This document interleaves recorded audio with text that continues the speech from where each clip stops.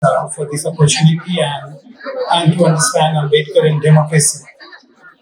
And this is a critical aspect that how to understand Ambedkar and democracy, because I think democracy is also a signpost to understand the framework of Dr. Ambedkar's contribution to social and political thought.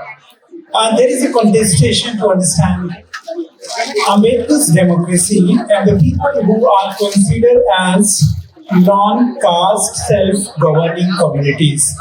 So there is a contestation that is this model is imposition from above to those communities which are considered as non-caste self-governing communities. And this is a debate which is a very interesting debate in the realm of democracy, that how to reconcile these two important positions.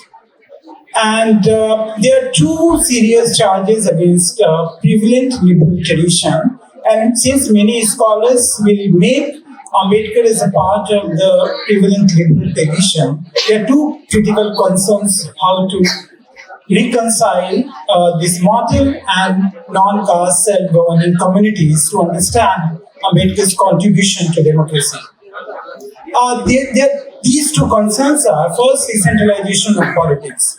So we have in the traditional model, there is a centralization of politics and there is a representation through delegation. And the centralization of politics and representation through delegation has done not much good to various communities who are marginal in number and very less in empirical person. So there are many interpretations that due to centralization of politics and representation through delegation, we have a situation of depeopleization of various communities and basically micro communities, giving importance to institution or institutionalism. Institution and institutionalism have become very important, where depeopleization is probably taking place. The institution's ideology become very important in place of people and people participation. This is often referred to as the state thinking or governmentalization, if I borrow a term from Michel Foucault. This model does not solve the larger democratization, liberal traditional model. There are two important issues that, these are actual charges against the liberal tradition. And the claim of decentering politics and participation over delegation seems very, very important. We have to, whenever we are discussing Ambedkar and democracy, I think we need to understand and we have to engage with these two concerns that is called centralization of politics and representation through delegation. Therefore, non-caste self-governing communities become important in understanding the model of democracy. The question is very important, I think so.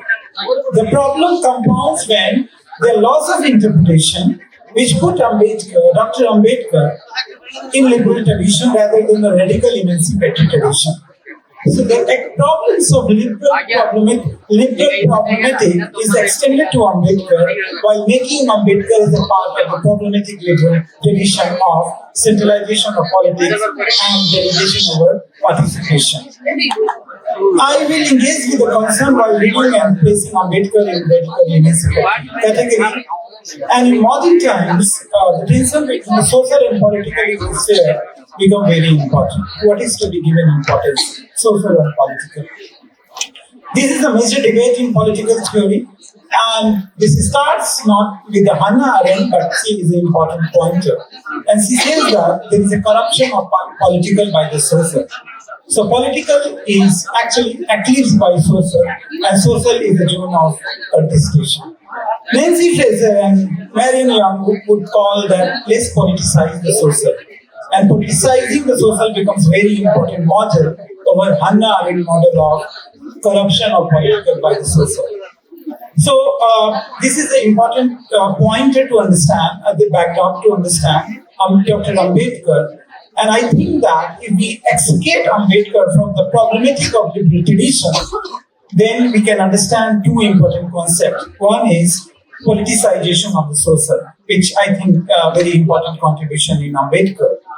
And the second, and if we do this politicization of the social, then we have to ask this question that does Ambedkar offer the non-governmentalization of people? I mean, since there is a possibility of governmentalization through centralization of politics and delegation of participation, does he offer? I think yes. If he is placed outside the domain of mainstream liberal tradition and in emancipatory politics, there is a clouded effort. And clouded effort is an important French theorist, and he coined the term called the empty place of power. Can we have something called empty place of power while leading Ambedkar for making democracy more assertive, more empowerment for non-caste self-governing communities? And I'm actually emphasizing non-caste self-governing communities deliberately. And Claude Lefort coins the term the empty place of power. The place of power is empty. This is a beyond position and embodiment. Democracy becomes symbolically empty through disincorporation. So disincorporation in democracy is a signpost of equalitarian relationship.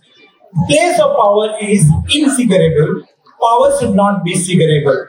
That is the birth of authoritarianism. Power should be not. Power should be not determinate. The power should be indeterminate, and power should be empty. These are the important features where we are discussing contemporary time and democracy, where figurable, determinate, and power filled by certain individuals become problematic. So I think infigurable, indeterminate, and empty space of power are important clues from which we can understand Ambedkar's complex theory of democracy, which would be actually taken away also from the mainstream liberal tradition of political theory. So Ambedkar democracies remove privileges, either birth-based or capital formation. And some of the recent works would have, and they have invited attention in this connection called Ambedkar and democracy.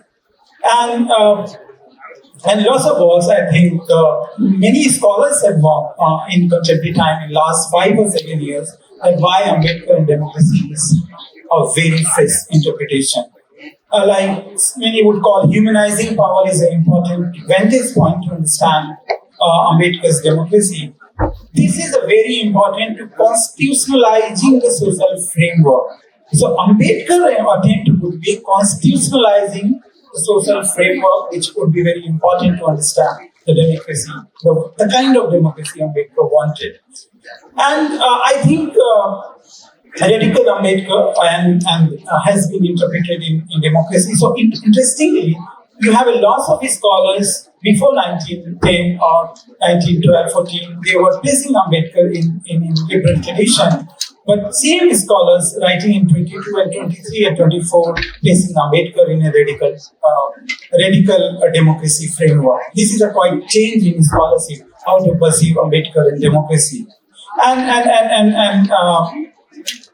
I think this is important. And why I'm saying that we need to take away Ambedkar from the mainstream tradition to place him in radical emancipatory tradition.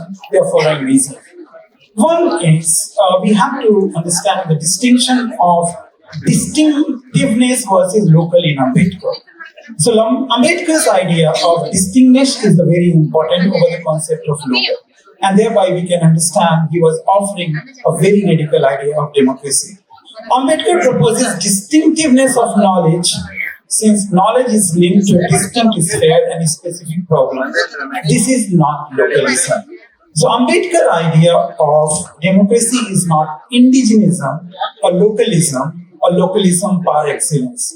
The distinctiveness doesn't mean localism in the reading of Ambedkar. Second, we have to read Ambedkar's very powerful concept of economic rise. And here, collectivization of goods rules out figurable concentration of power. And if speakers before me were, and many were putting various data that the concentration of wealth and income in last 20 or 30 years or 50 years. So, in Ambedkar, state and minorities and other readings will help us to understand there is a possibility of infigurable concentration of power, which means that economic powers should be distributed horizontally. Third, history and theory are important figure to understand Ambedkar and democracy. At times, there seems to be a tension between history and theory in Ambedkar. Despite some generic comment by Dr. Ambedkar, I think he doesn't want, but I think later on he did not want to develop theory without history. So there is a theory backed by history in Ambedkar. The explanatory part of history links to contemplative part of theory.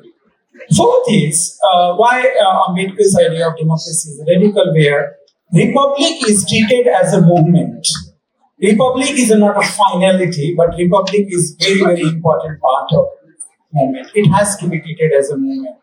So Dr. Ambedkar perceived republic as a movement that the finality of the body politics. In body politics, republic is a finality.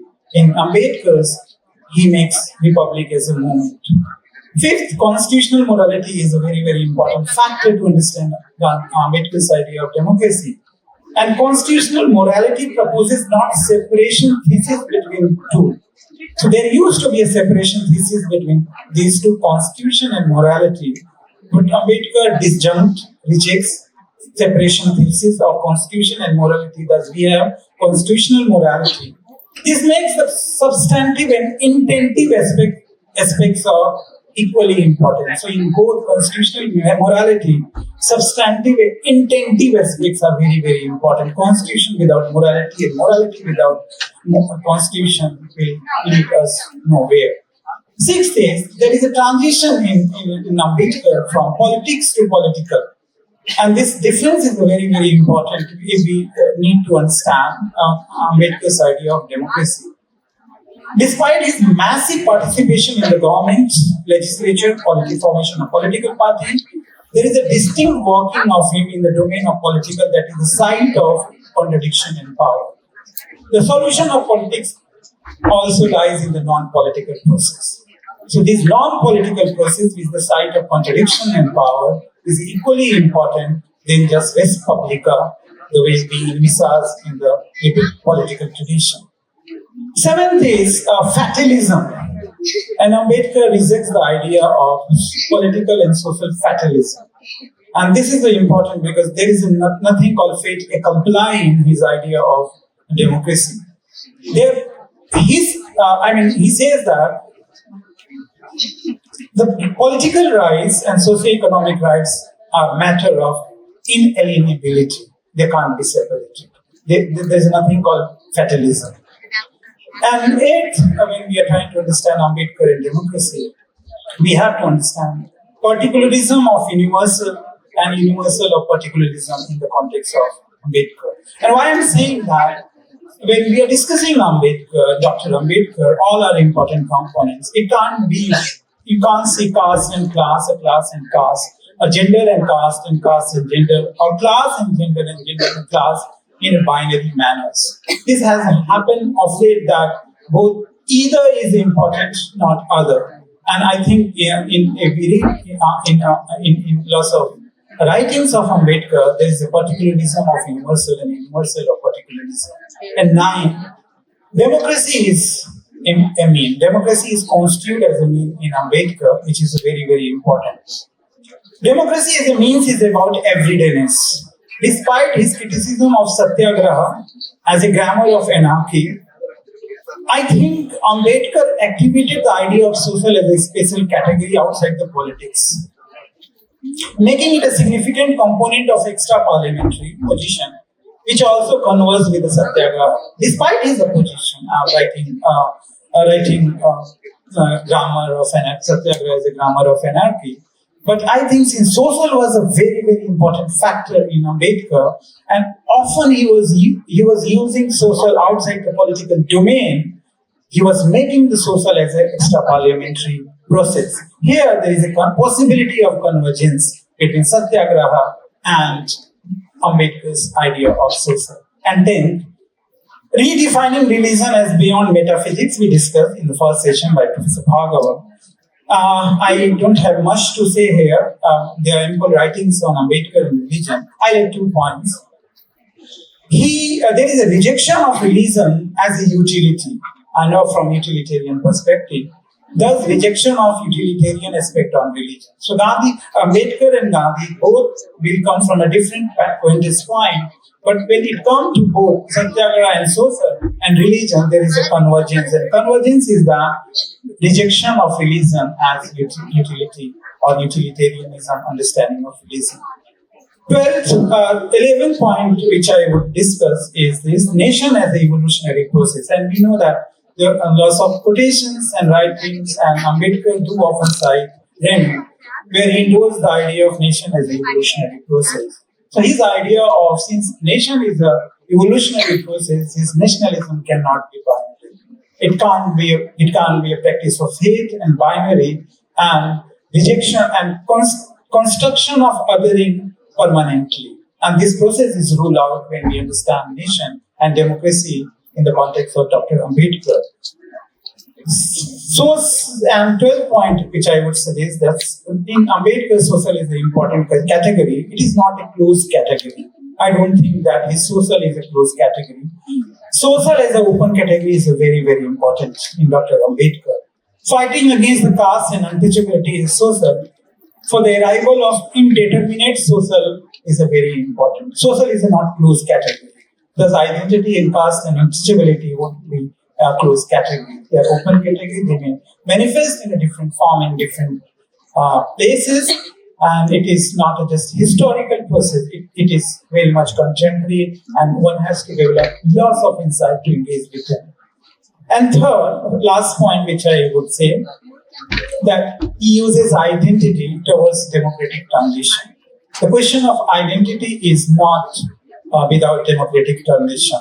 And Dr. Ambedkar's engagement with the identity question is not communitarianism. This is my submission, that his treatment should not be treated as a communitarianism or communitarian perspective, but transition towards democracy in which reason, moral causes participation of all.